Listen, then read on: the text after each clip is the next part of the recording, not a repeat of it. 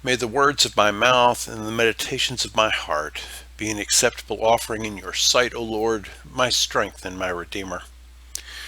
I would like you to think of a big risk you have taken. In the interests of full disclosure, I'm a guy who has a certain need for adventure, and so maybe I've taken more than other people. I'll tell you the story of how we moved to Indiana. Culver Military Academy was starting a laptop program in 2000. An alumnus of the school showed me the article in the alumni magazine about it. I called them and told them I was interested in talking to them about the laptop program. I had some experience with technology integration in the math classroom, and I had presented on a math science collaborative project at a conference.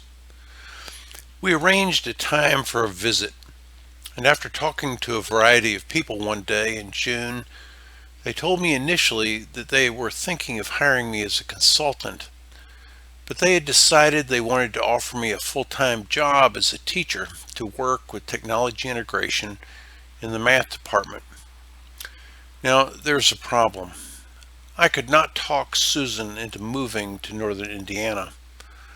I called the school and told them it was off.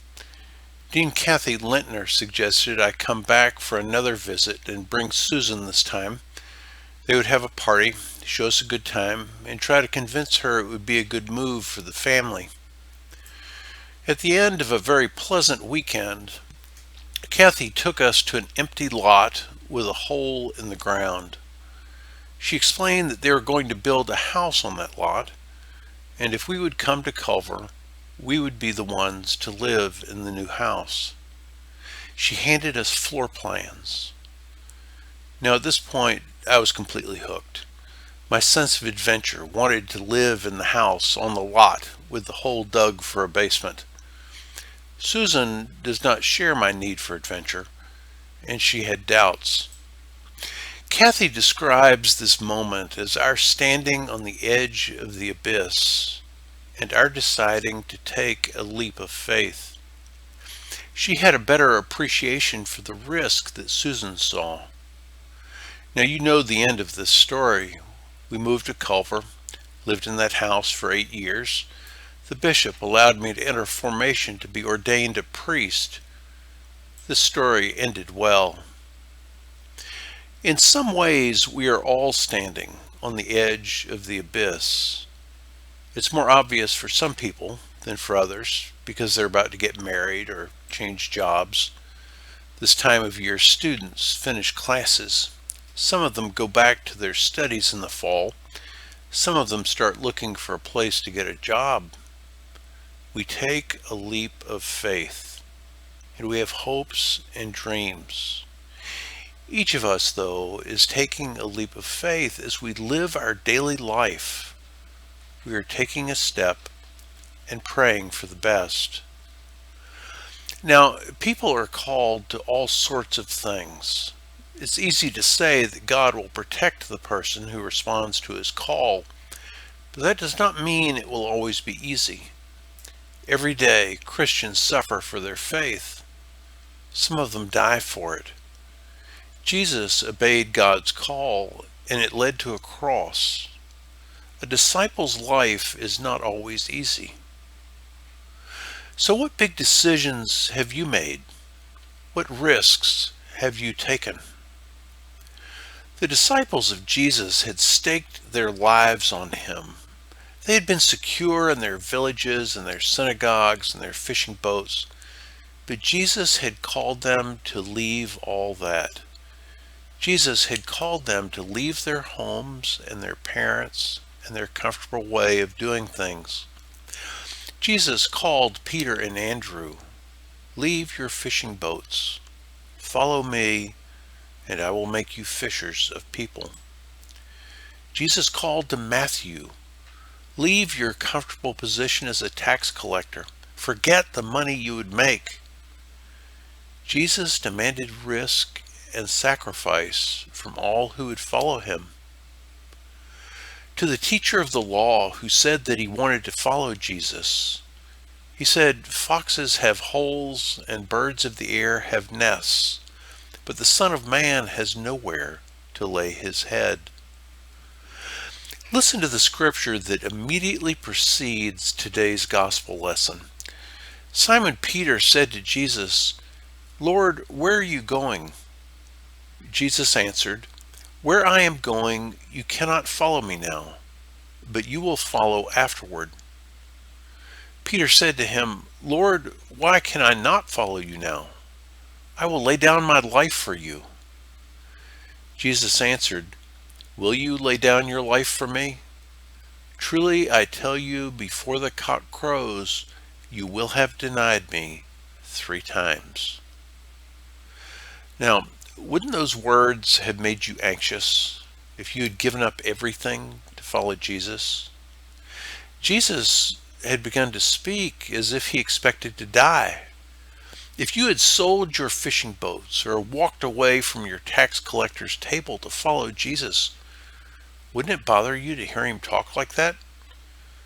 I can tell you, it bothered Peter. But Jesus said, "Do not let your hearts be troubled. Believe in God, believe also in me. In my Father's house there are many dwelling places. If it were not so, would I have told you that I go to prepare a place for you? And if I go and prepare a place for you, I will come again and will take you to myself, so that where I am, there you may be also." Jesus encouraged his disciples to believe. Believe in God, believe also in me. This word believe is prominent in John's Gospel. We find it nearly 100 times.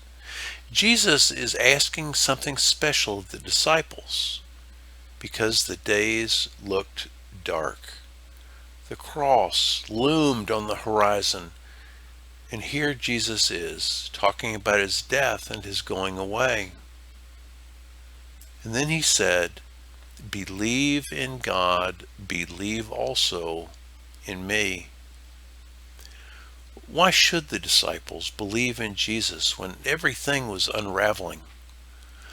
Jesus calls his disciples to faith, especially in the darkness.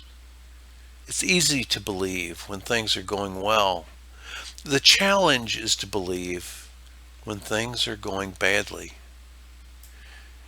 Jesus said, "Believe in God, believe also in me." Keep in mind that Jesus had already begun to speak to his disciples about death and denial. Times were tough, and they're getting tougher. It's in those tough moments that Jesus calls us to believe in him. It is in those tough times that we most need faith. The disciples did not know the future. Jesus had shown that he could heal the sick and raise the dead.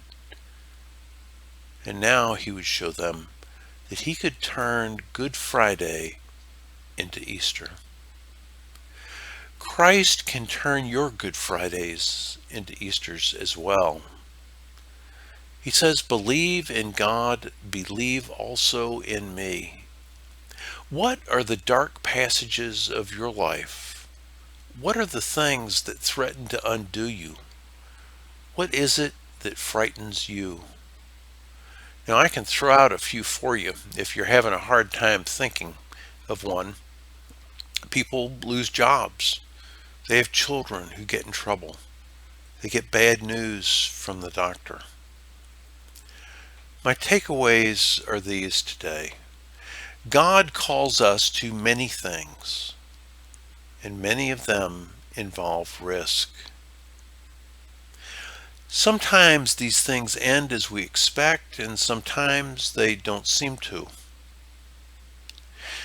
When things don't seem to be turning out as we would like, we need to remember the words of this reading. Do not let your hearts be troubled. Believe in God, believe also in me.